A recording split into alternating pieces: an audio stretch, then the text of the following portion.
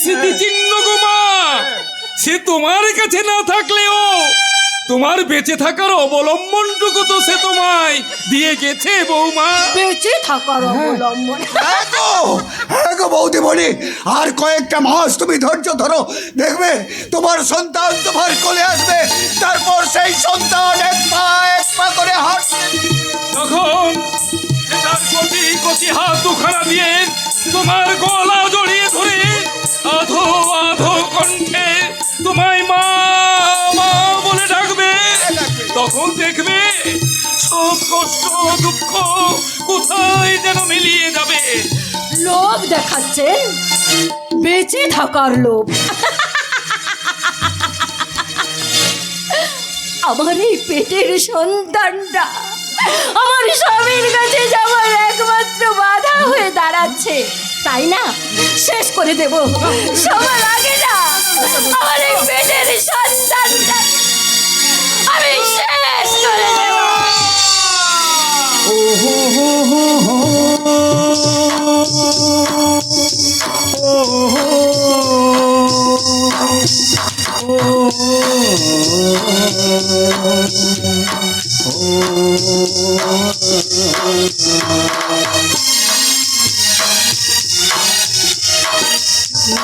मोहब्बत है मेरे दिल में, कैसे दिखाऊं उसे, कैसे दिखाऊं उसे। दीवानगी में पागल क्या है, कैसे बताऊं उसे, कैसे बताऊं उसे। मिटाने से भी न मिटेगी मेरी दास्तां।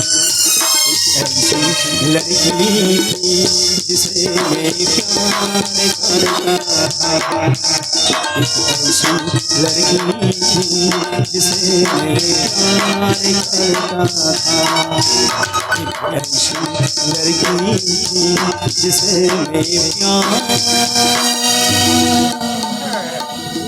करता था। শিবুদা, শিবুদা তুমি শুনছো? বাবা, বাবা আপনি শুনতে পাচ্ছেন? আপনার ছেলে ফিরে এসেছে বাবা, আপনার ছেলে ফিরে এসেছে। আমার ছেলে, আমার ছেলে আসছে। সাবিত্রী,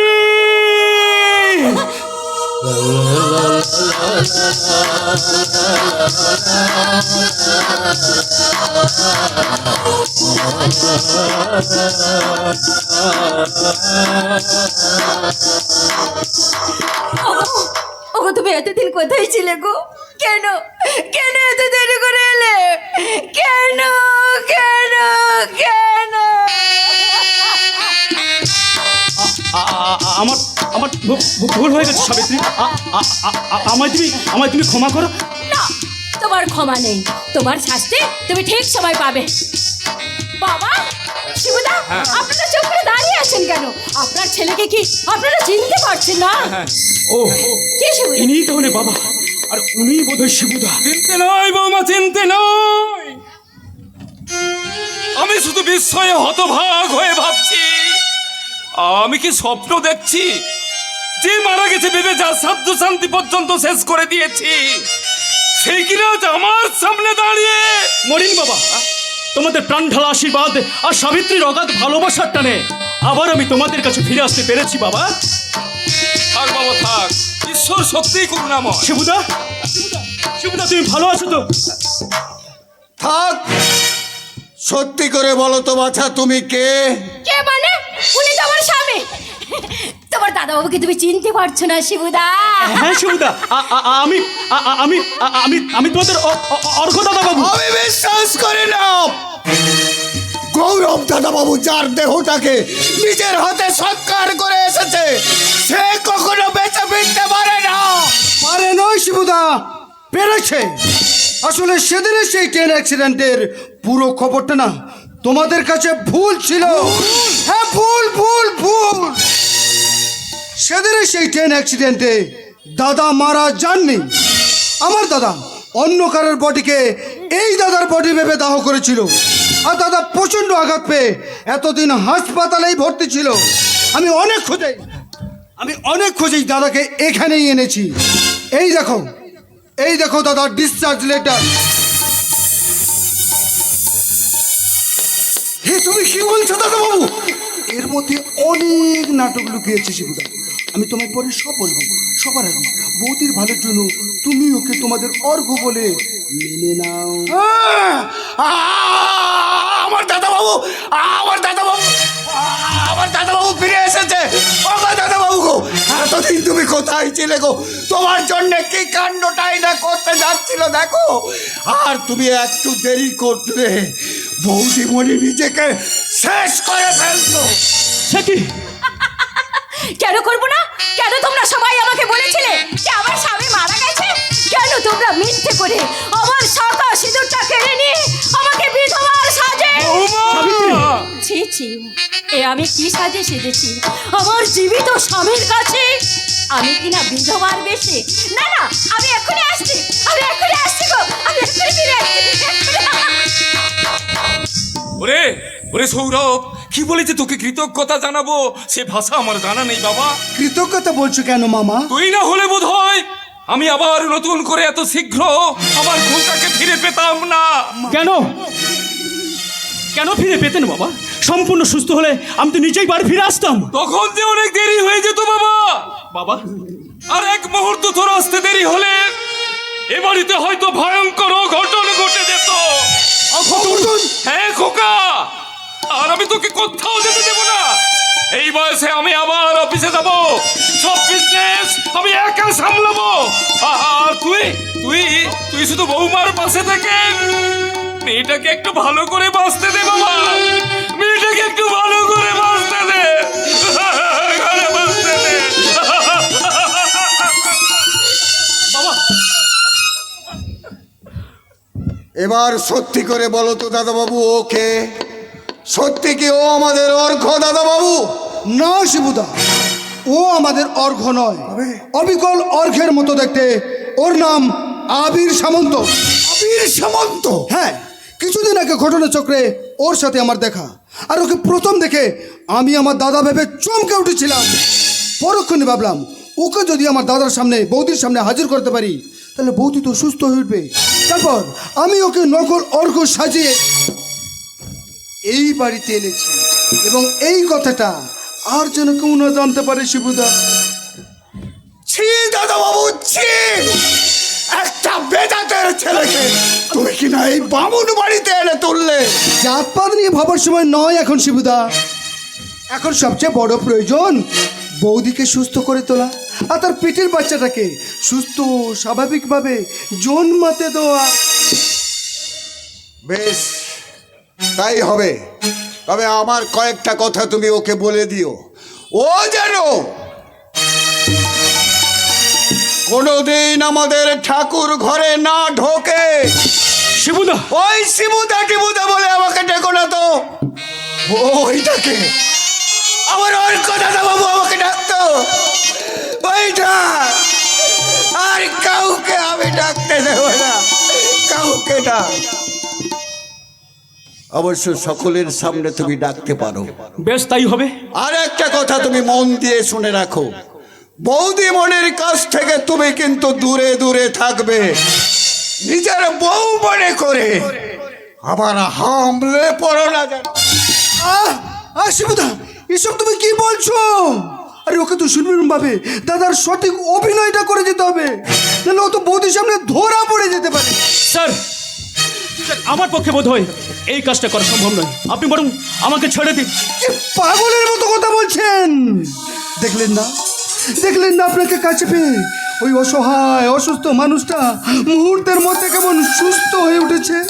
আবার সেই অসহায় মানুষটাকে মৃত্যুর মুখে ঠেলে দিয়ে আপনি কি চলে যেতে পারবেন? এছাড়া যে আমার কোনো উপায় নেই স্যার। আজ আমার কোনো স্বামী ভেবে হয়তো উনি সুস্থ হয়ে উঠছেন ঠিকই, কিন্তু যেদিন উনি আসল সত্যিটা জানতে পারবেন সেদিন উনি আরো বেশি অসুস্থ হয়ে পড়বেন স্যার। আবির বাবু! আর তখন ঠক প্রপঞ্চকে তকমা মাথায় নিয়ে আমি ওকে নিজেকে ক্ষমা করতে পারবো স্যার? আবির বাবু, না না স্যার, এ এ আমার পক্ষে সম্ভব নয়। আপনারা আপনারা আমায় ক্ষমা করবেন। আমি আমি আমি চললাম। আজ আর তোমাকে আমি কোথাও যেতে দেব না। এই দেখো, বিধবার সাজ ছুঁড়ে ফেলে দিয়ে আবার আমি রঙিন শাড়ি পরেছি, দু হাতে শাঁখা পরেছি, আর যে সিঁদুরটা ওরা আমার স্মৃতি থেকে মুছে দিয়েছিল, সেই সিঁদুরটা তুমি আমাকে আবার নতুন করে পরিয়ে দাও গো। ওকে আবার নতুন করে তোমার স্মৃতিতে সিঁদুর পরাতে হবে কেন বৌদিমণি? ওটা তো তুমি নিজেই পরে নিলে পারো।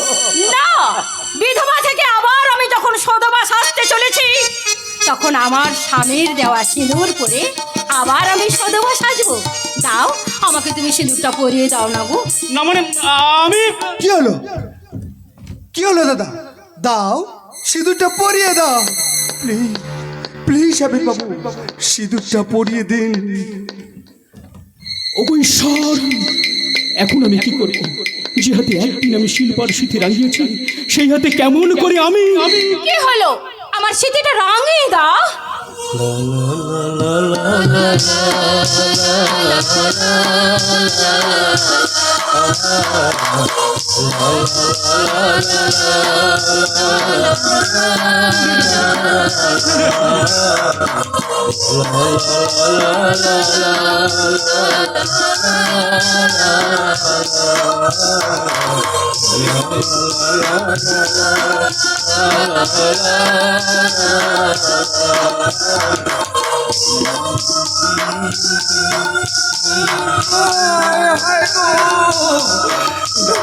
আরো কত বড় সর্বনাশ হয়ে গেল।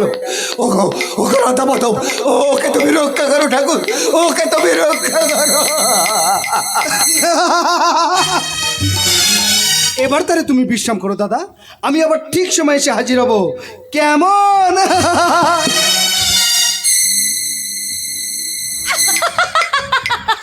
না না, আজ আর তোমার কোনো বিশ্রাম না চলবে না। কতদিন পরে তুমি ফিরে এসেছো, এই কটা দিন কোথায় কেমন কাটিয়েছো আজ আমাকে সব বলতে হবে। কিন্তু কিন্তু আজ আমি ভীষণ ক্লান্ত সাবিত্রী। অনেকগুলো রাত আমি তোমাদের চিন্তায় ঘুমোতে পারিনি। তাই তো আজ আমার ভীষণ ঘুম পাচ্ছে গো। ও মা, তাই বুঝি? তাহলে আজ আর তোমাকে কিচ্ছু বলতে হবে না। তুমি বরং এসো আমার কোলে মাথা রেখে শুয়ে এসো। তো তোমার করে মাথায় রেখে কেন? ওহো, তোমার কিচ্ছু মনে নেই দেখছি। যখন অফিসের চাপে তোমার ঠিক মতো ঘুম আসতো না, তখন তো তুমি আমার কোলে মাথা রেখে শুতে, আর আমি তোমার মাথায় হাত বুলিয়ে গান শুনে ঘুম পাড়িয়ে দিতাম। তোমার মনে নেই? না না, আছে তো, আমার সব মনে আছে। তাহলে এসো না গো, সেই আগের দিনের মতো তুমি আমার কোলে মাথা রেখে শুয়ে এসো। না না, এমনিতে আমি ঘুমিয়ে পড়বো। না, কখনো না। আমি আজ তোমাকে গান শুনে ঘুম পাড়াবো। বসো বসো। সাবিত্রী, চম্পা চামেলি গোলাপেরি বাগে, চম্পা চামেলি গোলাপেরি বাগে, এমন মাধবী ঋষি, এমন মাধবী ঋষি আসেনি তো আগে। চম্পা চামেলি গোলাপের বাগে, চম্পা চামেলি গোলাপের বাগে।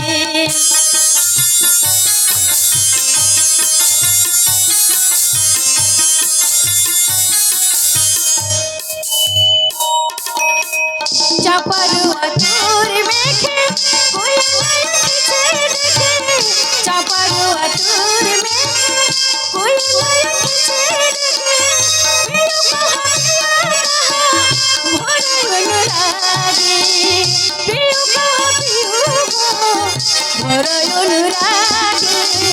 চম্পা চামেলি গোলাপের বাগে, চম্পা চামেলি গোলাপের বাগে, চম্পা চামেলি গোলাপের বাগে, চম্পা চামেলি গোলাপের বাগে।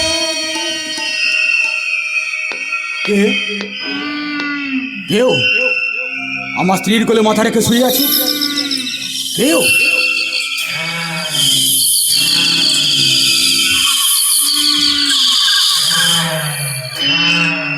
এ তো হুবহু আমার মতো দেখতে। তাহলে কে?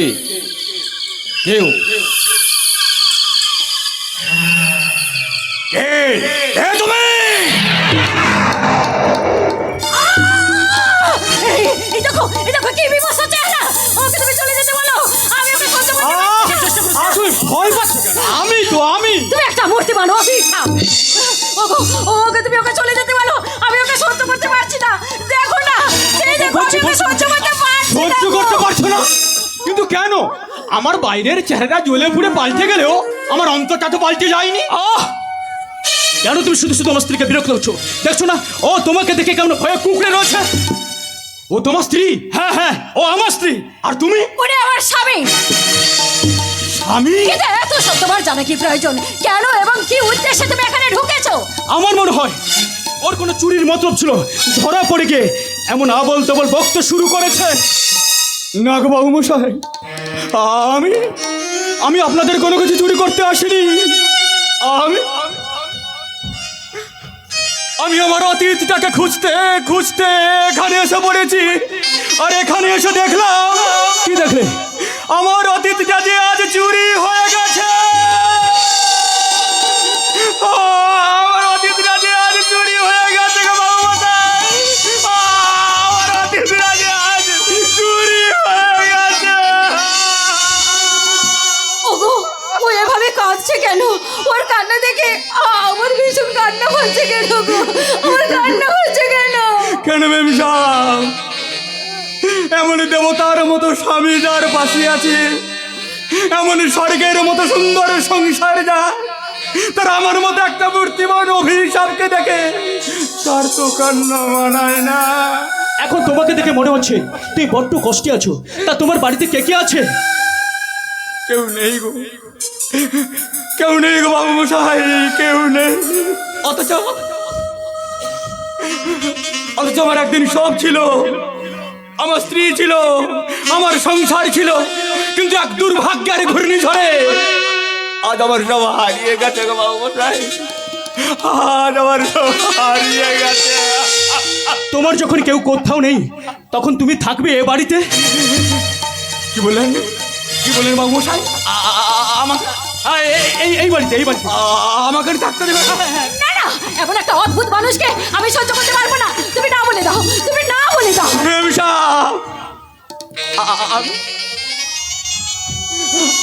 আমি আপনার সামনে আসবো না। আমি আপনার বাড়ির চাকর হয়ে সমস্ত কাজ আমি করে দেবো। বিনিময়ে আমাকে কোনো বেতন দিতে হবে না। শুধু ওই আপনাদের এঁটো কাটাগুলো ওই কুকুরের সামনে ফেলে দেন। তার সামান্য কিছু আমায় দেবেন, তাকে আমি ঠিক পেট ভরে দেবো। দয়া করে আপনার এখানে থাকতে দিন। ঠিক আছে। তা তোমাকে আমরা কি নামে ডাকবো? প্রথম দর্শনেই মেম সব যখন আমায় একটা মূর্তিবান অভিশাপ বলে দেখেছেন, আপনারা অভিশাপ বলে ডাকবেন। অভিশাপ? হ্যাঁ, অভিশাপ। আমি অভিশাপ, আমি একটা জীবন্ত মূর্তিমান অভিশাপ।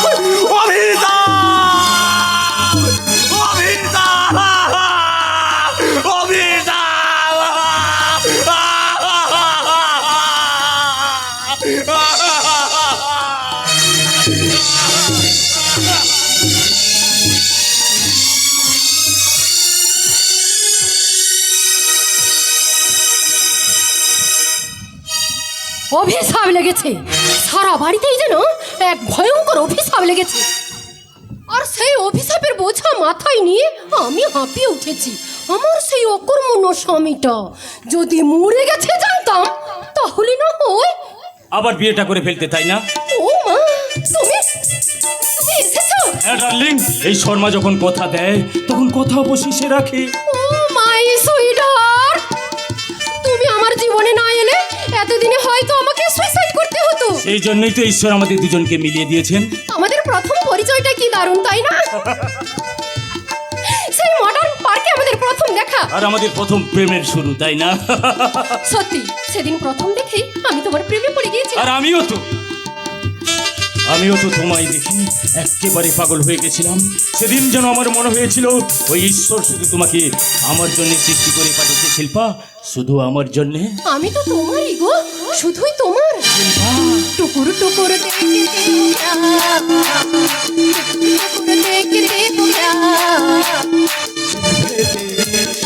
चेहरा तेरा जुल्फे तेरी चेहरा तेरा ऐसा भी मुझ में है क्या, ऐसा भी मुझ में है क्या।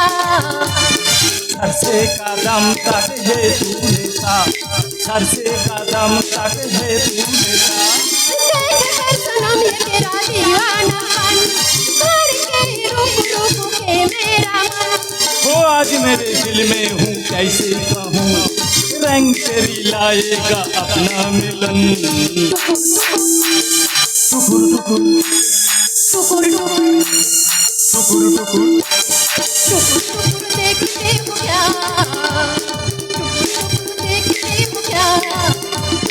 जुल्फे तेरी चेहरा तेरा, जुल्फे तेरी चेहरा तेरा। टुकुर टुकुर टुकुर टुकुर টুকুর টুকুর। মাই সুইটহার্ট শিল্পা, মাই সুইটহার্ট, আমি কেন তোমাকে এত দেরিতে দেখা পেলাম? আমি কেন তোমায় আরো আগে পেলাম না শিল্পা? এর জন্য তোমায় একটুকু আফসোস করতে হবে না মশাই। তোমার বিগত দিনের সব চাওয়া পাওয়া আমি একটু একটু করে মিটিয়ে দেবো। তাহলে চলো না ডার্লিং, আজ আমরা পালিয়ে গিয়ে আবার বিয়েটা করে ফেলি। আজ নয়, আমার হাজবেন্ড না থাকলেও এ বাড়ির সম্পত্তির একটা অধিকার আমার আছে। আর সেটা আদায় করতে ইনডাইরেক্টলি ওদের সাথে আমি এমন ব্যবহার করবো যে ওরা আমার অধিকার আমাকে বুঝিয়ে দিয়ে এ বাড়ি থেকে চলে যেতে তো কোনো আপত্তি করবে না। সত্যি শিল্পা, তুমি একটা জিনিয়াস, তোমার তুলনাই হয় না। আমি তাহলে আসি শিল্পা। এই ফোন করলে আবার এসো কিন্তু, কেমন? ওকে, বাই। গিয়ে ফোন করো কিন্তু, ভুলে যেও না যেন। ভুলে যাইনি মা, ভুলে যাইনি। তাই তো কয়েকটা মাস না যদি তোর কাছে আমি চলে এলাম। জয় গুরু। আরে বাবা তুমি এসেছো? হ্যাঁ হ্যাঁ মা, তোর বাড়িতে এসেছি। তা অনেকদিন পরে তোর বাড়িতে এলাম, একটা প্রণাম করতো। প্রাণ মরে আশীর্বাদ আমি ছেড়ে ফেলি। জয় গুরু।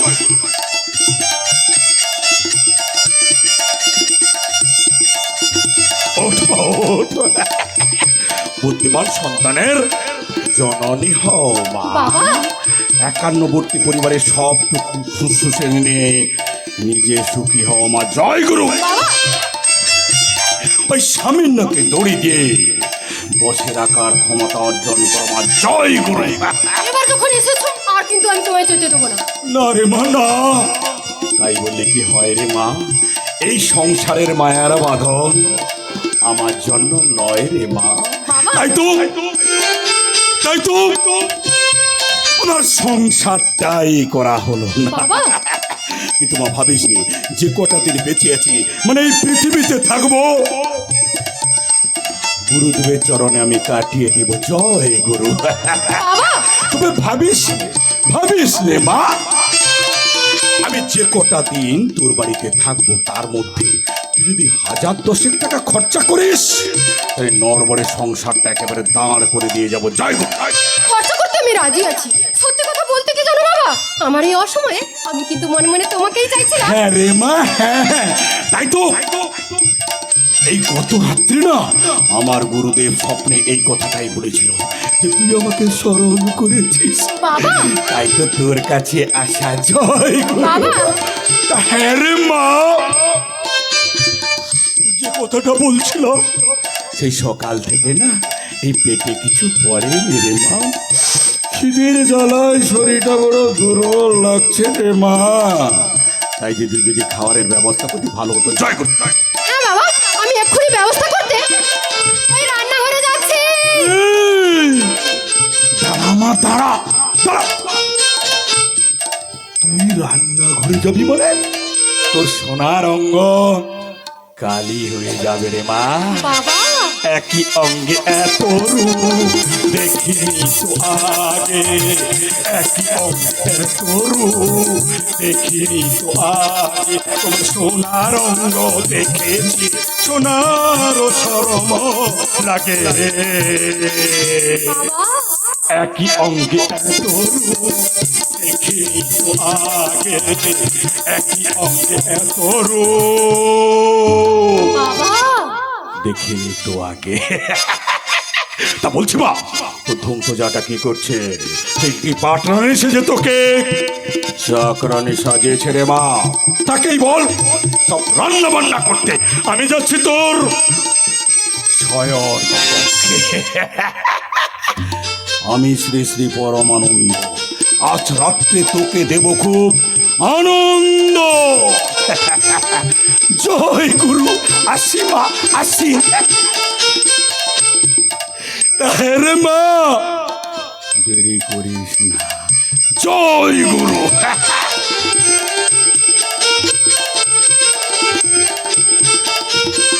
দিদি দিদি একবার এসো তো এদিকে। আমায় ডাকছিলিস ছোট?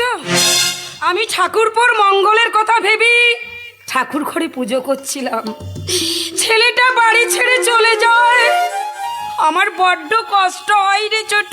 তা হবে না, আমার স্বামী চলে গেছে, তার জন্য আমার যত না কষ্ট, তার চেয়ে অনেক বেশি কষ্ট ওনার। যেন আমার নয়, ওনারই স্বামী বাড়ি ছেড়ে চলে গেছে। ছি ছোট ছি, এসব তুই কি কথা বলছিস? একটা পোষা পাখি যদি উড়ে যায় তার জন্য সবার মনটা কাঁদে, অথচ একটা জলজ্যান্ত ছেলে এইভাবে হারিয়ে গেল। আমি কিনা সম্পর্কের বাদ বিচার করে শোক করব? শোক করো না, কে বারণ করেছে? যত খুশি শোক করো, যত খুশি মরা কান্না কেঁদে বাড়ি মাথায় করো। ছোট, আমার কিছু যায় আসে না, তবে আমার সামনে আমার ন্যাকামো করতে এসো না, বুঝলে? যে গেছে সে গেছে, তার জন্য আমার কোনো দরদ নেই। তোর স্বামীর প্রতি তোর কোনো দরদ নেই? না নেই। ওরে হতভাগী, স্বামী যদি না থাকতো তাহলে কোথায় পেতিস স্ত্রীর মর্যাদা? কোথায় পেতিস এই পবিত্র শাখা সিঁদুরের স্মৃতি? এমন শাখা আর সিঁদুর চাইলেই রাস্তায় কুড়িয়ে পাওয়া যায়। তুমি ঠিক বলেছ বৌমা। তোমার মতো মেয়েরা চাইলে এমন সস্তার শাখা সিঁদুর হয়তো তোমরা রাস্তা থেকে কুড়িয়ে নিতে পারবে। দাদা! অত্যন্ত মধুর সম্পর্ক হয়তো তোমরা পথের মাঝেই গড়ে নিতে পারবে, কিন্তু কিন্তু তোমার বোধহয় জানা নেই বৌমা যে পথের সম্পর্ক আবার একদিন পথে মিলিয়ে যাবে। ওগো, তুমি এসেছো? তুমি ঠাকুরপোর কোনো সন্ধান পেয়েছো? না না মাধুরী না, আজ আমি জানা অজানা সব জায়গায় খোঁজ করলাম, আমি আবিরের খোঁজ পেলাম না। কি হবে গো? ছেলেটা এইভাবেই হারিয়ে যাবে। জানি না মাধুরী, আমি কিচ্ছু জানি না। আচ্ছা তুমি বলো না মাধুরী, সেদিন কি আমি ওকে একটাও কটু কথা বলেছিলাম? বাড়ি বন্ধক তো এতগুলো টাকা নষ্ট হয়ে গেল বলে আমি কি ওকে একবারও বকেছিলাম? তাহলে কেন কেন হতভাগা আমাদের এত কষ্ট দিয়ে এবারই ছেড়ে চলে গেল? কেন কেন কেন? লজ্জায় আর ঘেন্না এতগুলো টাকা নয় ছয় হয়ে যায়, বেচারি কাউকে কিচ্ছু বলতে পারেনি, কিচ্ছু না। কিন্তু কিন্তু আমি এখন কি করবো মাধুরী? আমি এখন কি করবো? ওই ওই রতিকান্ত সাহায্য তার ঋণের টাকা আদায়ের জন্য আমাকে টাকা দিচ্ছে, একসঙ্গে এতগুলো টাকা আমি কোথায় পাবো? তুমি আমাকে বলতে পারো মাধুরী, তুমি বলবে। আমি বলছিলাম কি, ঠাকুরপো তো চলে গেছে, এতগুলো টাকা ঋণ শোধ করার মতো সামর্থ্য আমাদের নেই। যদি এই বাড়িটা বিক্রি করে। মাধুরী! খবরদার! আমার স্বামী না থাকলেও এ বাড়িতে আমি আছি, এবং আমার স্বামীর ওয়ারিশ অনুযায়ী এ বাড়ির অর্ধেক অংশ আমার। তাই আমি না চাইলে কখনোই আপনারা এ বাড়ি বিক্রি করতে পারবেন না।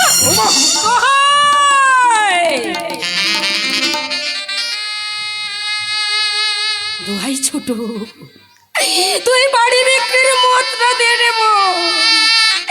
বাড়ি বিক্রি হলে আমরা যে কোনো একটা ভাড়া বাড়িতে থেকে বাকি জীবনটা কাটিয়ে দেব। তুই বাড়ি বিক্রির মতটা দিয়ে দেব। দেব? দিবি? তার আগে তোমাদের একটু বাজিয়ে দেখি। এই বাড়ি বিক্রি টাকাটা হাতে পেয়ে তোমরা আমায় সসম্মানে রাখবে না বাড়ি থেকে তাড়িয়ে দেবে? কি বললে বৌমা? আমরা তোমাকে আরে দাঁড়ান দাঁড়ান, আমার কথাটা মন দিয়ে শুনুন।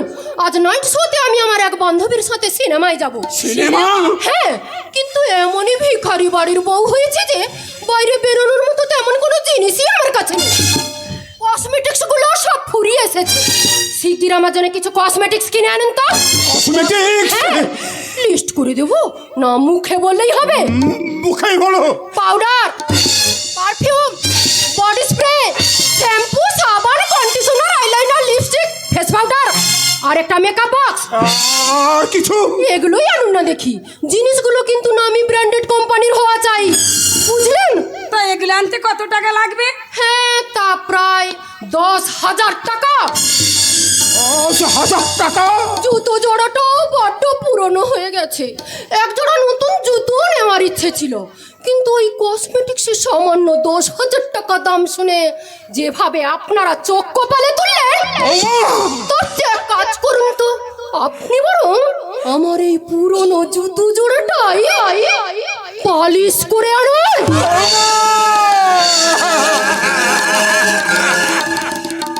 কি বললি ছোট? তুই তোর ভাসুরকে জুতো পালিশের কথা বলছিস? বলবেই তো, বলবেই তো মাধুরী। কারণ কারণ যে এরাই আধুনিক যুগের অতি আধুনিকা ভাতৃবধূ। এদের কাছে আমার মতো নিষ্কর্ম ভাসুর আর অবলা বাছু দুটোই সমান। না গো না, তোমাকে কোথাও যেতে হবে না। ওর জুতো আমি পালিশ করে নিই। না না মাধুরী, না না। অনেক মানুষই তো জীবনে গোপনে নির্জনে অনেক কাজ কুকাজ করে ফেলে। তাই আজ আজ আমি সবার সামনে সেই অকাজে কুকাজকে এক মহৎ কাজ বলে মাথায় তুলে নেব। দাও দাও বাবা, দাও। তোমার এই জুতো জোড়াটা তুমি আমাকে দাও বাবা। তুমি তোমার জুতো জোড়াটা আমাকে দাও। বিষ্ণু, বিষ্ণু ছোট মহা পাপ হবে। পাপ? এই নিন। আয়,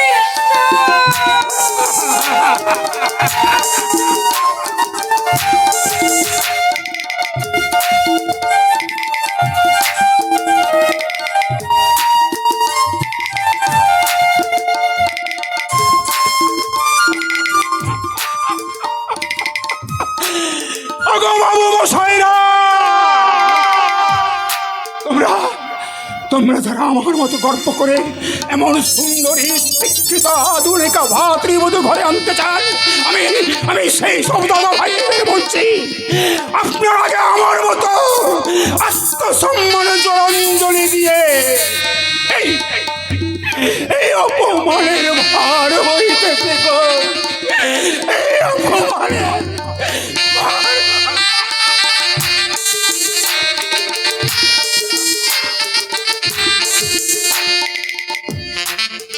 কি করলি ছোট? কি করলি? ঋণ জর্জরিত একটা আত্মরা মানুষকে তুই এইভাবে বাজির আঘাত দিলি। যা বাবা, জুতো পালিশ করতে যেতে বলাটা বাজে রাখা দেওয়া হয়ে গেল। আরে বাবা, আমার স্বামীটা নেই বলেই তো তোমার স্বামীকে ফরমাস করতে হচ্ছে। আর আমার ভাই ফরমাস খেটে আমায় খুশি না রাখলে আমি বা খুশি মনে এই বাড়িটার বিক্রির পারমিশন দেব কেন? এই বাড়ি বিক্রির অজুহাতে তুই কি আমাদের ব্ল্যাকমেল করতে চাইছিস? ব্ল্যাকমেল নয়, এটা আমার কাছে একটা ভানুমতির খেল। ছোট, আমি চাইলে বাড়ি বিক্রি হবে আর না চাইলে হবে না। এতে কি বলছিস? এবং আমি তোমার স্বামীকে দিয়ে শুধুমাত্র জুতো পালিশ করেই ছাড়বো না, প্রয়োজন হলে তাকে দিয়ে আমার পা দুটো মালিশ করিয়ে নেবো। মালিশ। তার আগেই তোমার এই পালিশ করা জুতো জোড়াটা দিয়ে তোমার এই সুন্দর গাল দুটো আমি মালিশ করে দেই। মালিশ।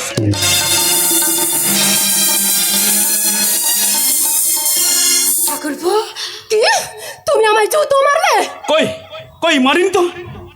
আমি তো শুধুমাত্র তোমার এই পুরনো জুতো জোড়াটা এখনো কতখানি মজবুত আছে সেটাই পরীক্ষা করে নিলাম। আর শোনো, এবার থেকে নিজের কাজটা নিজেই করার চেষ্টা করবে। এই নাও তোমার কসমেটিক্সের 10,000 টাকা। ঠাকুরপো, ঠাকুরপো, সত্যি তুমি ফিরে এসেছো? হ্যাঁ বৌদি, আমি তোমাদের বলেছিলাম না একটা চাকরি পেলে তবে আমি বাড়ি ফিরে আসবো। আমি চাকরি পেয়েছি বৌদি, চাকরি।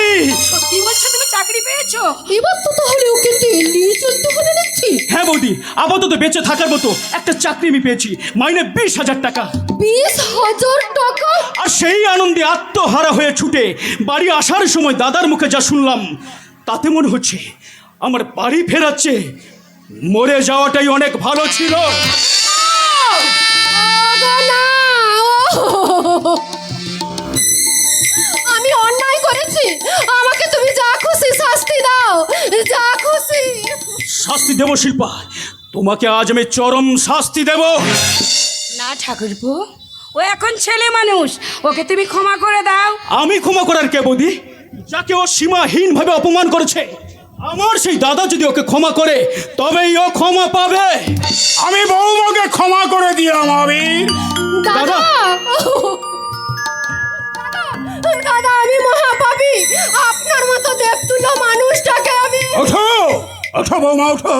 আজকের এই এমন আনন্দের দিনে তুমি এমন করে কেঁদো না বৌমা। আনন্দে? হ্যাঁ হ্যাঁ মাধুরী, হ্যাঁ। আমার ভাই আবির যে চাকরি পেয়ে আগাম অনেকগুলো টাকা নিয়ে এসে আমার হাতে তুলে দিয়েছিল, আর আমি সেই টাকা দিয়েই তো আমার ঋণের অনেকটা শোধ করে এলাম। তুমি সত্যি কথা বলছো? আর আমাদের বাড়ি বিক্রি করতে হবে না? না বৌদি, এবার আমি একটু একটু করে আমাদের সব ঋণ আমি শোধ করে দেব। আবার আমাদের এই মরা সংসারটা নতুন করে বেঁচে উঠবে মাধুরী, দাদা, নতুন করে বেঁচে উঠবে। আবার হাসি আনন্দে ভরে উঠবে আমাদের এই সংসার। বৌদি, বাসবো ভালো, থাকবো ভরে, এই জীবন হাসি গানে। তাই মনে হয় আজকে বুঝি নেমে এলো তার গয়ে গানে। বাসবো ভালো, রাখবো ভরে, এই জীবন হাসি গানে। তাই মনে হয় আজকে বুঝি নেমে এলো তার গয়ে গানে। বাসবো ভালো, রাখবো ভরে, আসুক না ঝড়, আসুক তুফান ভারী, হাসি মুখে সবাই মিলে দিয়ে যাব পারি। আসুক না ঝড়, আসুক তুফান ভারী, হাসি মুখে সবাই মিলে দিয়ে যাব পারি। আমরা নদী তাই সুখে চলেছি সাগরের পারে। বাসবো ভালো, রাখবো ভরে, এই জীবন হাসি গানে। তাই মনে হয় আজকে বুঝি নেমে এলো তার গয়ে গানে। বাসবো ভালো, রাখবো ভরে, বাসবো ভালো, রাখবো ভরে।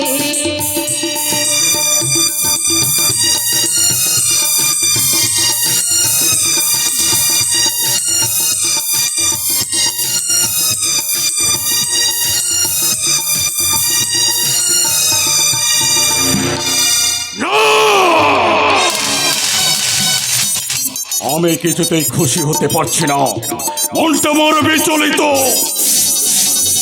আমি ছড়ে বলে কৌশলে গাঙ্গুলি বাড়িতে বাসা বেঁধেছি, এত সহজে আমি বাসাটা ভাঙতে দেব না। আমি খবর পেয়েছি আমার এই আনন্দ ধামে পুলিশ রেড করতে এসেছে। তাই আমি সব কিছু নির্দিষ্ট স্থানে সরিয়ে ফেলেছি। আগামী দিন যে মেয়েটাকে দুবাই পাচার করার কথা তাকেও নির্দিষ্ট স্থানে আমি সরিয়ে ফেলেছি।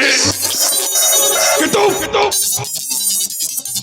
একটা প্রশ্ন আমার মাথায় ঘুরপাক খাচ্ছে, এই আনন্দধামে আজ পর্যন্ত কোনো পুলিশ অফিসার তাকানো সাহস পায়নি।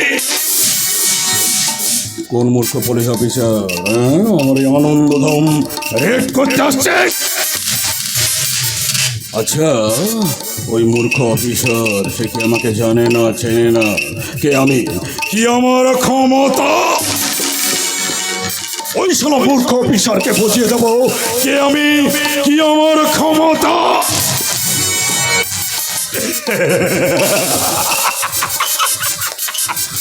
তখন থেকে কি ভাবছে, ও শালা মূর্খ অফিসার যখন আসবে তখন দেখা যাবে। আমি শ্রী শ্রী পরমানন্দ, সবাইকে দিই শুধু আনন্দ। না না না, এখন আমার মায়ের আরাধনার সময় হয়ে গেছে। মা, মাগো, এই বিপদ থেকে তুমি রক্ষা করো মা, রক্ষা করো। একদিনের জীবন জবার তোর কপাল ভালো, একদিনের জীবন তবু জবার তোর কপাল ভালো। শ্যামা মায়ের চরণ জুড়ে, শ্যামা মায়ের চরণ জুড়ে তোরই শুধু ঠাই যে হলো। একদিনের জীবন তবু জবার তোর কপাল ভালো, একদিনের জীবন তবু জবার তোর কপাল ভালো। এই কাবিল, মানুষ জন্ম আমার জীবনে হলো নালা, মানুষ জন্ম আমার জীবনে হলো নালা। কে তুমি বৎস? আমি কোনো বর্ষ নই আর শিশুও নই, আমি হলাম লোকাল থানার ওসি মিস্টার সৌরভ ব্যানার্জি।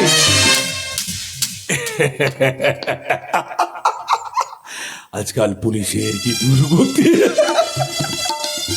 এই দেশ রক্ষার ভার যাদের উপর, সেখানে নিজেকে রক্ষা করার জন্য পরমানন্দ স্বামীর চরণে আশ্রয় নিতে ছুটে এসেছে। কিন্তু আপনার কণ্ঠটা আমার যেন খুব চেনা চেনা লাগছে। লাগবেই তো, লাগবেই তো বৎস, কারণ এই কণ্ঠটাই যুগ যুগ ধরে জীব ফুলকে জাগরণের মানে শুনিয়ে এসেছে বৎস। কি বললেন?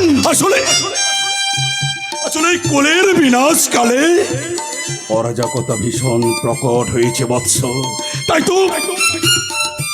তাই তো চারিদিকে শুধু মারামারি আর হানাহানি, মা বোনেদের সম্মান হানি। একদল রাজনীতি দল ইয়ং ব্রিগেড পাড়ার কিছু খুচরো মস্তন তৈরি করেছে। তারা কারণে অকারণে রাস্তাঘাটে পুলিশকে ধরে পেটাচ্ছে। না না অফিসার, তোমাকে এইভাবে বিপদে পড়তে দিতে পারি না বৎস। কি করবেন? আমার মন্ত্রপুত অগ্নিজল তোমাকে আমি প্রদান করব বৎস। সেই অগ্নিজল গ্রহণ করলে তোমার সারা শরীর থেকে অগ্নি বিচ্ছুরণ হবে। সেই অবস্থায় যে বা যারা তোমার ক্ষতি করার চেষ্টা করবে, অগ্নিজলের তেজে জ্বলে পুড়ে ছাই হয়ে যাবে বৎস। তাহলে দিন আপনার ওই অগ্নিজল পান করে দেখি আপনার মতো দুষ্কৃতীকে সেই অগ্নির তেজে ধ্বংস করা যায় কি না। বাচালো তো বন্ধ করো বৎস। ধার্মিক সেজে ধর্মের নামে করে চলেছ অধর্মের বুজরুকি, আর এই গেরুয়া পোশাকের আড়ালে চালাচ্ছ কালো ধান্দার কারবার। পাগলিং চোরাচালান নারী পাচারের মতো ভয়ঙ্কর অপরাধকে আড়াল করতে এই সাধু সেজে বসে আছো, তাই না? এই সাধুর মুখোশ আজ আমি টেনে ছেড়ে দেব।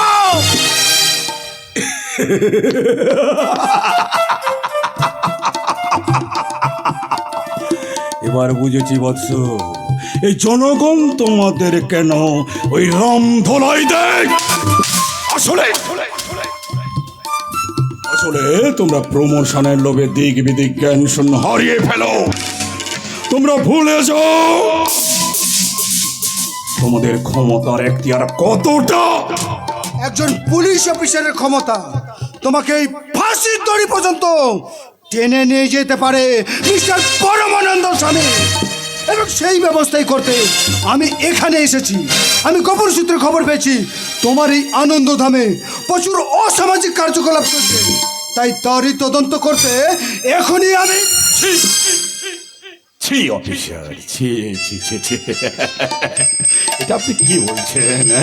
আমার আনন্দধামে কুকুর না না না না না অফিসার, আমার মনে হয় কোথাও আপনার ভুল হচ্ছে। কিন্তু আপনি যখন সরজমিনে তদন্ত করতে এসেছেন, আপনাকে তদন্তে সাহায্য করাটাই আমার একান্ত কর্তব্য। আপনি আমার আনন্দধামের প্রতিটি কোনায় কোনায় সরজমিনে তদন্ত করে দেখুন অফিসার। কোথাও কোথাও যদি পাপের ছায়া পর্যন্ত দেখতে পান, সরাসরি আপনি আমাকে গুলি করে মারবেন অফিসার। আসুন আসুন অফিসার, আমার আশ্রমের অন্দরে আসুন, সরজমিনে তদন্ত করবেন। আসুন, আমি শ্রী শ্রী পরমানন্দ, আজ তুমি পাবে শুধু আনন্দ।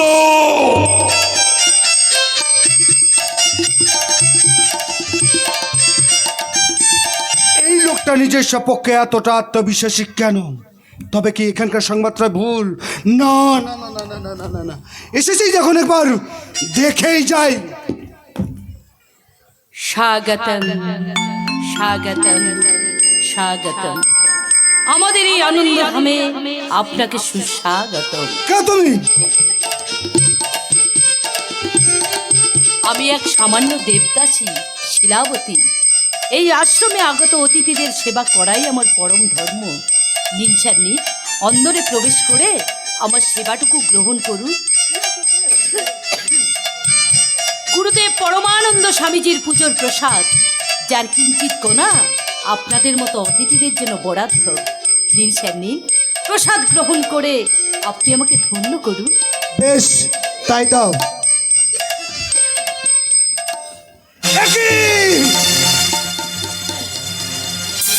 নিন স্যার নিন। আরে রাগ করবেন না, আপনার মতো অনেকেই তো এখানে এসে এই প্রসাদ পকেটে ভরে নিয়ে যায়, আর আপনি বা কেন বাদ থাকবেন? নিন স্যার নিন। আমি প্রসাদ নিতে আসিনি নারী, আমি এসেছি পুজো করতে ওই শয়তান পরমানন্দের ধ্বংসের পুজো। তার আগে আপনি আমার এই যৌবনের পূজাটা তো করে যান স্যার। আমার এই মন মন্দিরটা যেন এক অনন্ত যৌবনের অধিষ্ঠান, কিন্তু যোগ্য পুরোহিতের অভাবে আজও সারা হয়নি আমার এই যৌবনের পূজা। তাই দয়া করে আপনি আমার সেই পুজোর পৌরোহিত্যটা করুন না স্যার। চলে যাও, চলে যাও বলছি, চলে যাও এখান থেকে। ও পুলিশ, তোমার হাত করাটা পড়াও আমার হাতে। ও পুলিশ, তোমার হাত করাটা পড়াও আমার হাতে। চুরি করেছি আমি আরো হাতে নাতে, আরো হাতে নাতে। চুরি করেছি আমি আরো হাতে নাতে, হাতে কি ভেবেছো, কি ভেবেছো তোমরা? ওই সামান্য কয়েক হাজার টাকা আর তোমার মতো একটা নষ্টামের নোংরা যৌবনের লোভ থেকে তোমরা আমায় থামিয়ে দেবে? এটা ইম্পসিবল। এখানকার চরিত্রটা না এবার আমার কাছে দিনের আলোর মতো পরিষ্কার হয়ে গেছে। তাই তো শয়তান পরমানন্দকে উচিত শিক্ষা দিতে এখনই আমি। আপনি ভেতরে যাবেন না স্যার, ভেতরে ভয়ঙ্কর বিপদ। বিপদ? হ্যাঁ স্যার, ওই পরমানন্দ লোকেরা ভেতরে উৎপীড়ে আছে। আপনি ওখানে গেলে ওরা আপনার উপর ঝাঁপিয়ে পড়ে আপনাকে টুকরো টুকরো করে মেরে ফেলবে, আর আপনাকে আটকাতে না পারলে আমাকে ওরা রেহাই দেবে না স্যার। কিন্তু তুমি?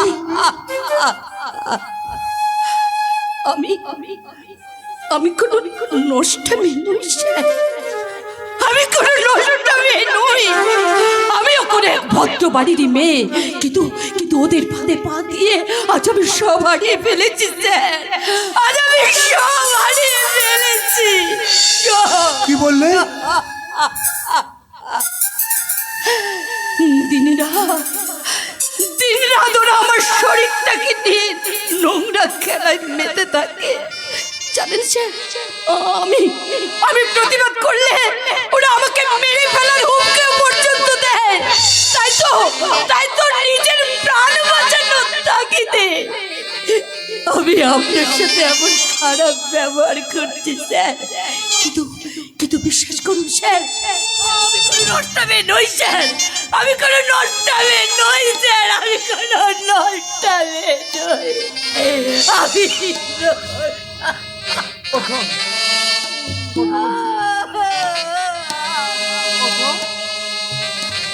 ওঠো বলছি।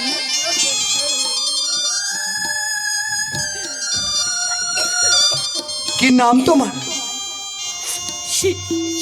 শিউলি।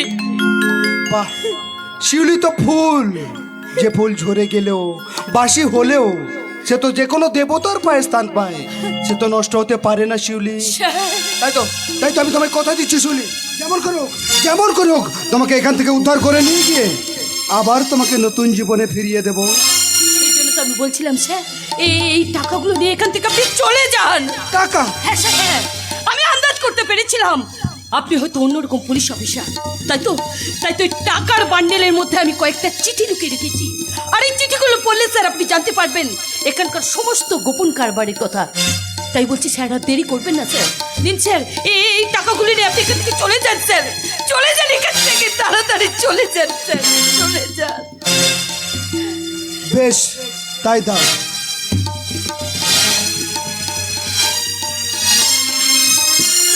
স্যার, সত্যি কথা জানো কি শিউলি, যতই তোমায় দেখছি ততই আমি মুগ্ধ হয়ে যাচ্ছি। আচ্ছা, আমাদের আর কোনোদিন দেখা হতে পারে না শিউলি?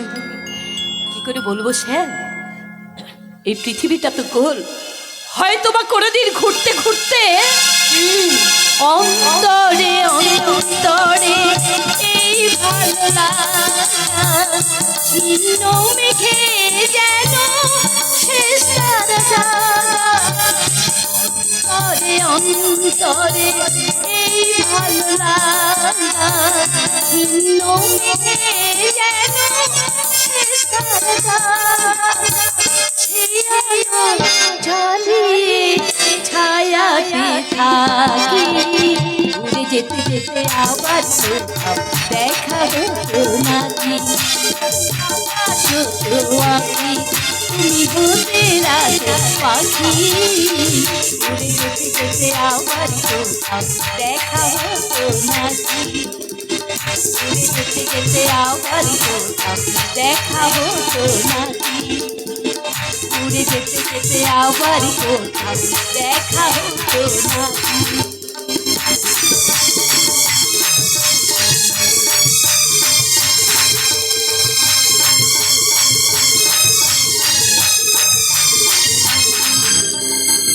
কি অলক্ষণে কাণ্ড রে বাবা!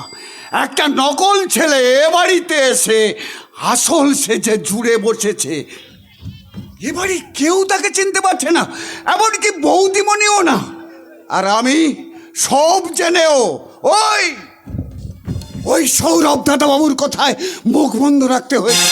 কারণ সব জানতে পারলে বৌদিমণি যদি আবার আগের মতো অসুস্থ হয়ে পড়ে, তাহলে তার পেটের বাচ্চাটা... এ কথা আমি কাউকে বলবো না, এ কথা আমি কাউকে বলবো না। আজ বাড়ি আসো, ওর সাথে আমি কথাই বলবো না।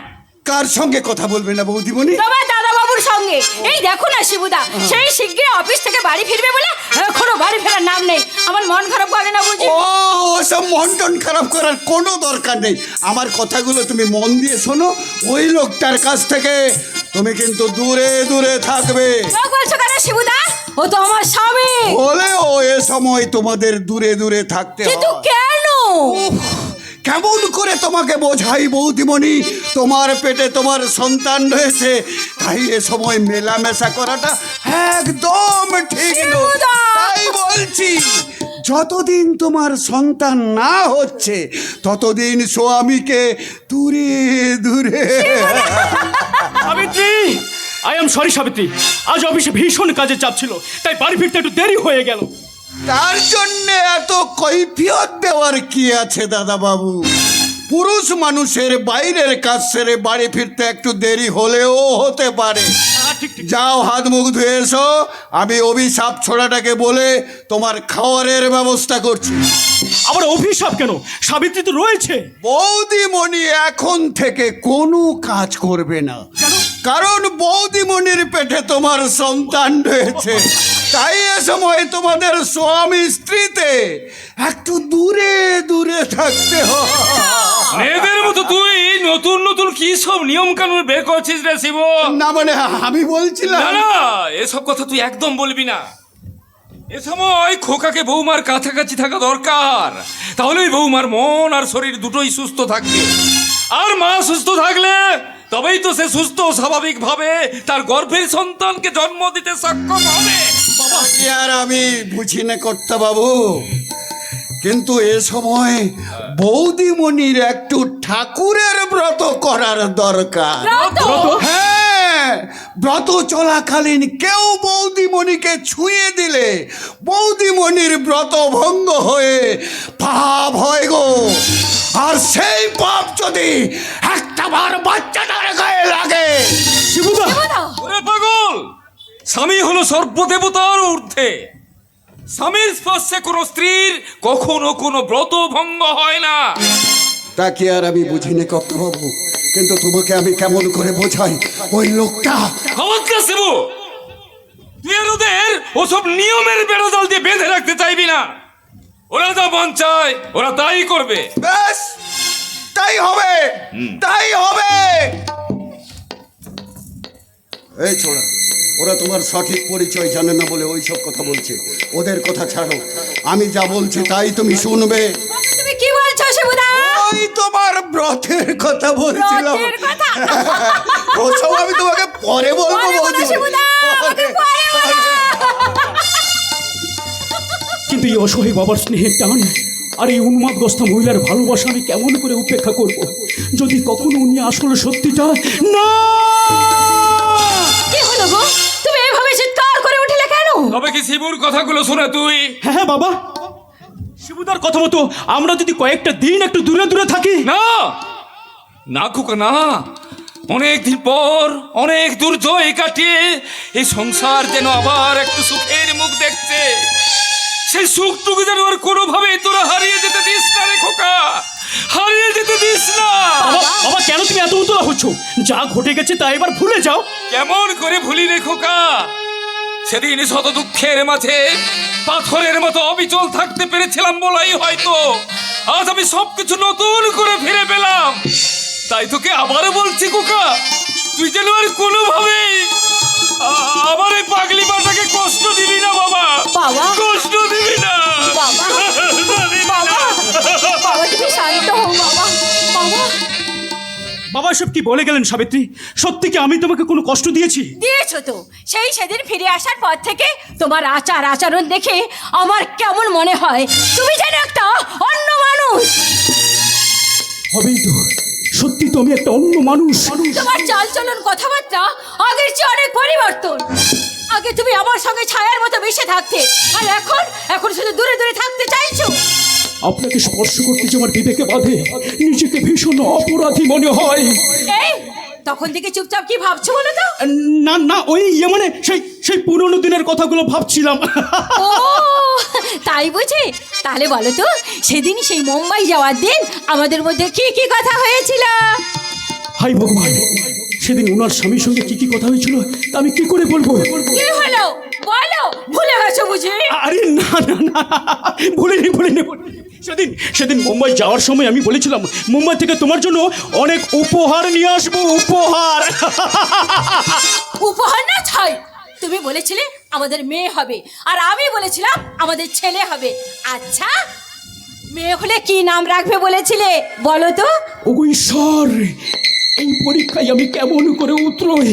কি হলো বলো, মেয়ে হলে কি নাম রাখবে বলেছিলে? সায়রি, আর ছেলে হলে অরিত্র।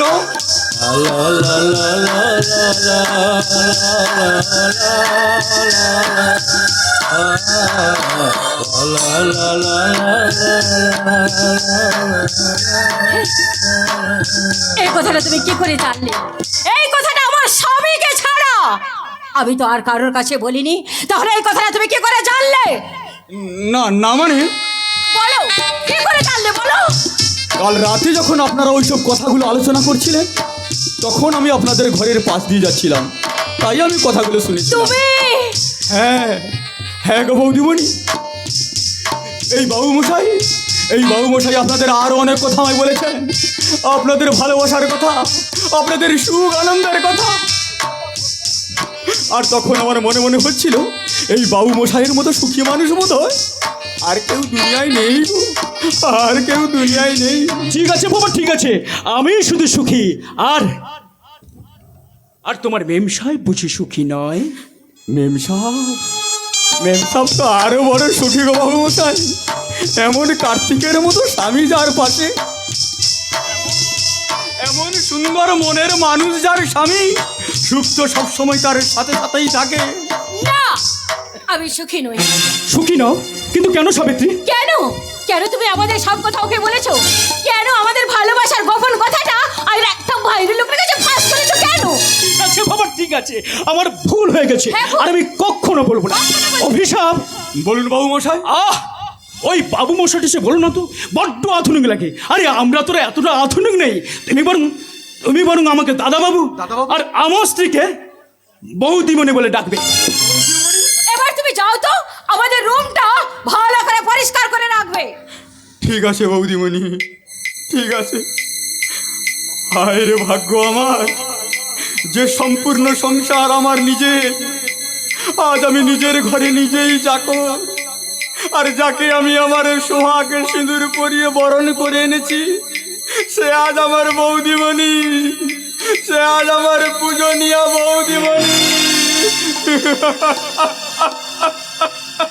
কি হলো অভিশাপ, তুমি কাঁদছো? সুখেও কেঁদে ওঠে মন, সুখেও কেঁদে ওঠে মন।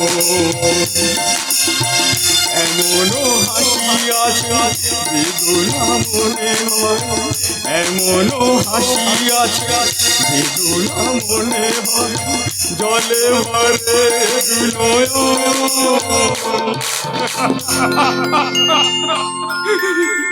সুখেও কেঁদে ওঠে মন, সুখেও কেঁদে ওঠে মন, সুখেও কেঁদে ওঠে।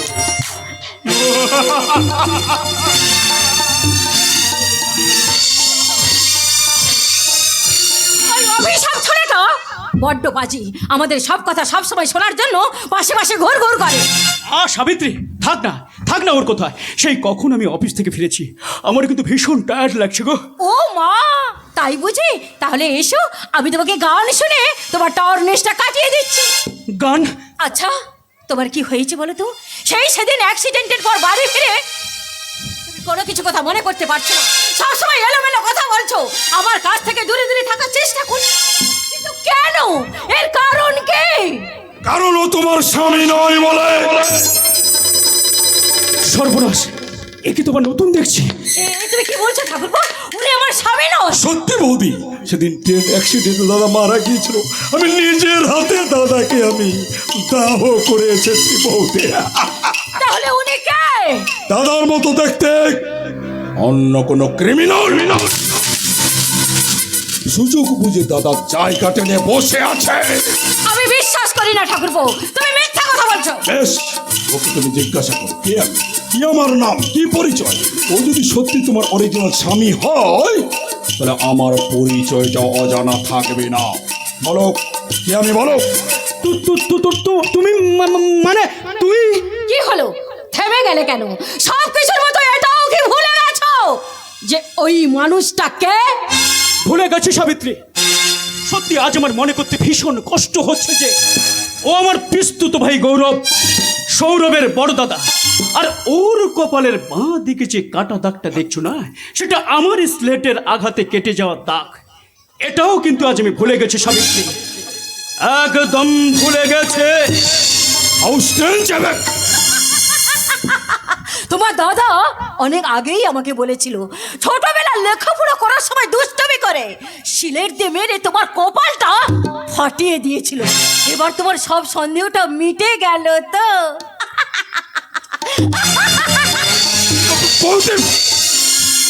ইম্পসিবল! যাকে আমি বোম মেরে উড়িয়ে দিয়েছি সে কখনো সুস্থ স্বাভাবিক হয়ে ফিরে আসতে পারে না। ডাক্তার এসে গেছি বস। আজ এমন ডোজ দেব ওই বউটার পেটের বাচ্চাটা আজই খালাস। এই ষোলো শুয়োরের বাচ্চা, এতদিন কোথায় ছিলি? তোর না থাকার কারণে এ বাড়িতে একটা অঘটন ঘটে গেছে। কি হয়েছে বস? বউটা কি আরো পাগল হয়ে গেছে? কোথা থেকে অর্গের ডুপ্লিকেট এসে ওই পাগলি বউটাকে পুরোপুরি সুস্থ করে তুলেছে। বলেন কি বস? অর্ঘ গাঙ্গুলির ডুপ্লিকেট? তার মানে বউটা কি তার নকল স্বামীকে চিনতে পারেনি?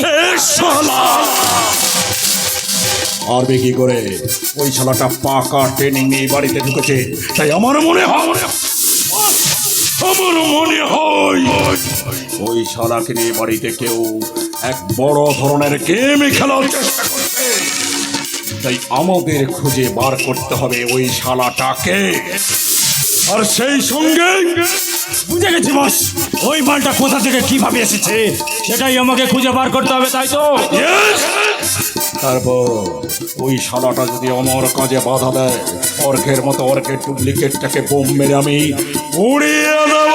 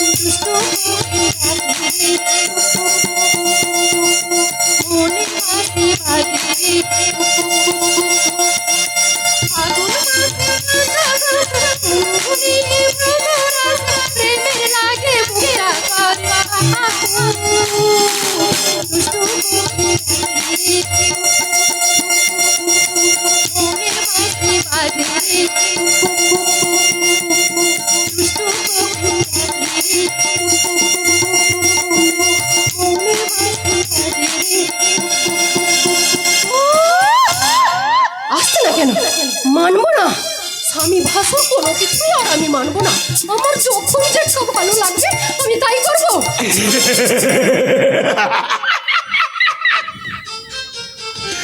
হেমা ভীষণ রেগে আছিস বলে মনে হচ্ছে।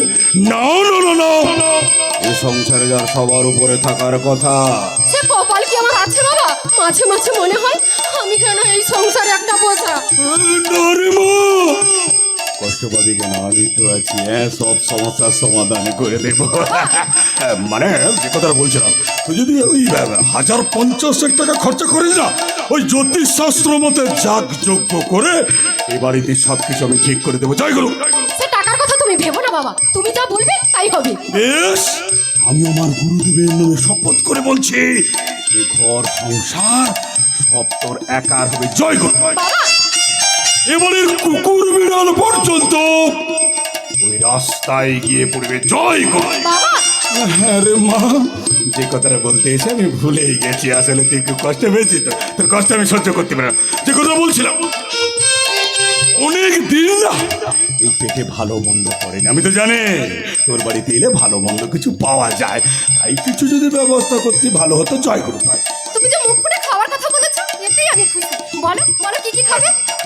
মানে কি জানিস, তুই ভালোবেসে যা খাবি তাকেই আমি অমৃত বলে মনে করবো। তবে এত করে যখন বলছি, আমি বলছি শোন, ওই পোলাও, মটন কষা আর ওই বিরিয়ানি, ওটা হলেই চলবে। জয় গুরু। ঠিক আছে বাবা। তবে একটা কথা, ওই রান্না বান্নাগুলো শুদ্ধ শান্তি মনে দরজাটা বন্ধ করে করতে হবে। তুই তো জানিস ওই সব খাবারগুলো আমি দরজা বন্ধ করে ভক্ষণ করি। বেশ তাই হবে। তুই তাহলে রান্না বান্না কর, আমি ওই পাশের ঘরে অপেক্ষা করছি। হ্যাঁ শোন, বেশি দেরি করিস না রে মা। এই খাবারের কথাগুলো শুনে জিভে আমার জল গড়িয়ে পড়ছে। জয় গুরু। রে মা, এই রান্না বান্না করতে করতে একটা কথা ভুলে যাস না, এ বাড়িতে যাগযজ্ঞ করতে হবে। তার জন্য এই 1050 টাকা কিন্তু আমার চাই। জয় গুরু।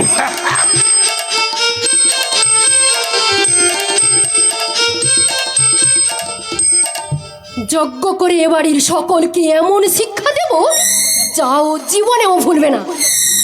ওহো, ফালতু ঝামেলায় জড়িয়ে মাথাটা দেখছি ধরে গেল। হবে না কেন, সকালের চাটাই তো এখনো পেলাম না। দিদি, ও দিদি, আমার চাটা আর কখন পাবো শুনি? আমার চা। চাটা তো নিজে করে নিলেই পারতিস ছোট, দেখছিস না এ সংসারে আমার কত কাজ। বাড়ির কাজ তুমি করবে না তো কে করবে শুনি? আমি তো আজ আর বেকার স্বামীর বউ নই, আজ আমি রীতিমতো রোজগের স্বামীর বউ। তাই এ বাড়ির কোনো কাজই আমি আর হাত দেবো না। স্বামী রোজগার করে বলে স্ত্রী কোনো সংসারে কাজ করবে না, তা তো হয় না বোন। তাছাড়া আমি তো তোকে সংসারে কোনো কাজ করতে বলছি না, নিজের কাজটুকু নিজে করে নিস। ধর চাটা ধর। এটা কি চা করেছো? লিকার চা? এ চা আমি খাই কখনো? কি করব ছোট, ঘরে যে দুধ বাড়ন্ত। যেটাই আমার দরকার সেটাই তোমাদের বারণ। নিজেরা বেশ লুকিয়ে লুকিয়ে চপ্পচস্য করে খাচ্ছ, আর আমার বেলাতেই কিনা। কি বললি ছোট? আমরা লুকিয়ে লুকিয়ে চপ্পচস্য করে খাচ্ছি? নিশ্চয়ই, তা না হলে আমার স্বামীর মাইনের এতগুলো টাকা এভাবে শেষ হয় কি করে? এই ঋণ জর্জরিত সংসারে ঋণ মেটাতে সামান্য কিছু টাকা সংসার খরচের জন্য রেখে ঠাকুরপোর পুরো মাইনের টাকাটা দিয়েই তো ঋণ মেটানো হচ্ছে। কিন্তু কেন কেন আমার স্বামীর মাইনে থেকে বাড়ির ঋণ মেটানো হবে? তোর স্বামীকে সিরিয়ালে অভিনয় সুযোগ করে দেওয়ার জন্য যে টাকাটা ঋণ করা সেটা তুই তো জানতিস। ওসব জানার আমার কোনো প্রয়োজন নেই। আমি শুধু হিসেব চাই, আমার স্বামীর টাকা খরচের হিসেব। তুমি চাইলে এই সংসারের হিসেব তো আমি তোমায় দেব না বৌমা। আমার ভাই আবির যদি হিসেব চাই, তৎক্ষণাৎ তৎক্ষণাৎ আমি তার সব টাকা খরচের হিসেব দিয়ে দেব। চাচা চাচা চাই তো, আপনার ভাই তো আমাকে তার টাকা খরচের হিসেব চাইতে বলে গেছে। কি বললে? কি বললে বৌমা? আবির আমাকে কিছু না বলে তোমাকে বলে গেছে তার টাকা খরচের হিসেব চাইছে? কেন বলবে না? চাকরির সুবাদে সে বাইরে থাকে, আর সেই সুযোগে আপনারা তার রোজগারের সমস্ত টাকা সঠিকভাবে খরচ করছেন না নয় ছয় করছেন, সেটা জানতে চাওয়া নিশ্চয়ই তার অন্যায় নয়। বৌমা, অন্যায় না হলেও ঠাকুরপো যে এমন কথা বলতে পারে এ কথা আমি বিশ্বাস করি না। বিশ্বাস? বিশ্বাস তো আমিও করছি না মাধুরী। তবু তবু আজ আমার মনটা এমন কুগাইছে কেন? কেন আমার বারবার মনে হচ্ছে আমাদের দুই ভাইয়ের মাঝখানে বোধহয় এবার একটা ব্যবধান তৈরি হচ্ছে। না গো না, তুমি তো বলো জল কাটলে যেমন দুভাগ হয় না, তেমনি তোমাদের দু ভাইয়ের সম্পর্ক কখনো আলাদা হতে পারে না। আমার সেই ধারণাটা বোধহয় এবার ভুল হয়ে যাবে মাধুরী। এবার এবার বোধহয় আর সবার মতো আমাকেও বলতে হবে, বাবু মশাইরা, ভয় কখনো কারোর আপন হয় না গো। ভয় কখনো কারোর আপন হয় না। ওগো তুমি শান্ত হও, আগে তুমি ঠাকুরপোকে আসতে দাও না। ও আকাশ সোনা সোনা, এ মাটি সবুজ সবুজ, মধুর রঙের ঝুময় হৃদয় লেগেছে, আলোর জোয়ারে খুশির বাঁধ ভেঙেছে।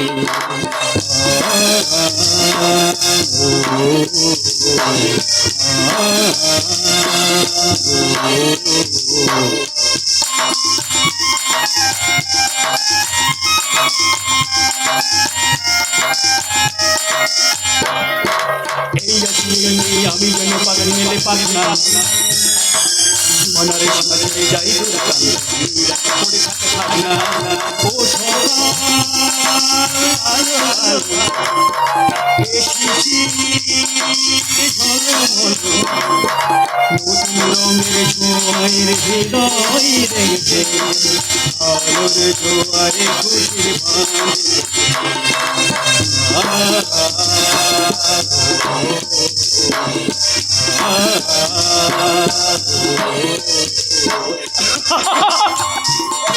এসে গেছি। এখন অফিসে ভীষণ কাজের চাপ, তাই ইচ্ছে থাকলো বাড়ি ফেরার কোনো উপায় নেই। এই না বৌদি, এ মাসে মাইনের টাকাটা তুমি ধরো। ওই মাইনের টাকাটা এই তোর বউয়ের হাতেই তুলে দে আমি। শিল্পার হাতে? কিন্তু কেন দাদা? এর আগের বারেও তো আমার মাইনের টাকা আমি বৌদির হাতে তুলে দিয়েছিলাম। আর দেবে না, কারণ